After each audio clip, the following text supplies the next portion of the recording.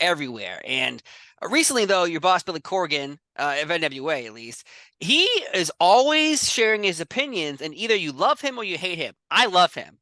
So I love the fact that he will share his true thoughts and not worry about what people think, and I love it. So this is what he said. He said, if you're not going to watch, just talking about Tyrus, if you're not going to watch him, then you're not a wrestling fan. Oh, Uh-huh. okay.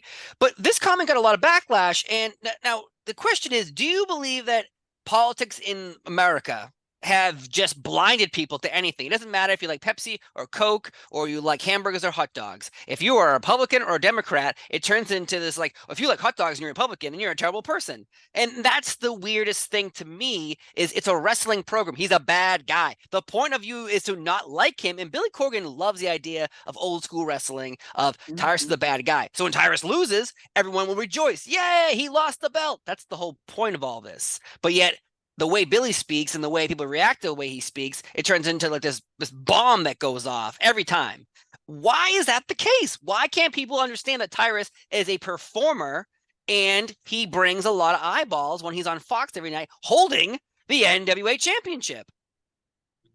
Well, I think Billy likes being polarizing. It's something he's done his entire life, and it's Hmm. why he's sold the amount of albums he sold and has the amount of fans that he has. So there's a reason for that.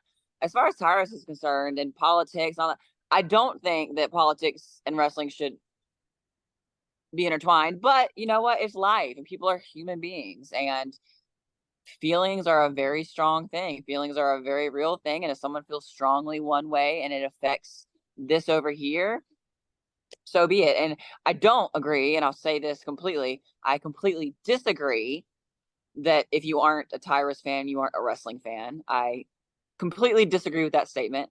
My personal polarizing statement would be if you don't enjoy the NWA women's division, then you might not like wrestling, because that is something that I can guarantee that you will have a good time watching. You will enjoy the women's wrestling in the NWA, and like, I just I think that we're hard hitting, we're feisty, we tell good stories in there, and I don't know. I don't want to say this, and it's gonna come off bad, but whatever. I'll say it. Even if you don't think someone is a good quote unquote like technical wrestler in our division, the matches still are fucking so fun to watch. Like, I don't know Yes. how, like, they're just like I said, they're feisty and intense. And so I will say that if you know what, if you don't want to watch anything else, give the NWA women's division a chance. Fast forward through everything. I don't care. I'm gonna be honest with you. I don't care. But watch our women's division, not just me, our whole women's division, because those girls kill it every time they go out there, and they want to put everything on the line, and they give it their all, and they deserve your attention. So just give them a chance. I agree. I agree with that. I think, yeah, the state Billy's statement is one thing. That's his opinion, but the fact that the backlash always seems to happen every time Billy does an interview is interesting. Like I talked to Billy 3 times, and every time I talked to Billy, it was like boom, a bomb would go off, and I'd be like, he just spoke. All he did was use words in his mouth, and boom, suddenly everyone was all up in arms about it. But I don't know. I don't know if it's. I don't know what it is. And actually, I was recently at the AEW Double or Nothing press conference, and MJF said, "Do you know only 7% of AEW fans? He's like it's scientifically proven are on Twitter." And I'm like, okay, if that's not true, whatever. But I like to believe that because if someone's insulting Billy Corgan on Twitter, well, that's only 7% of the people out there. You know, are they buying tickets? Are they going to the NWA? Are they watching the pay-per-views? Are they watching the weekly shows?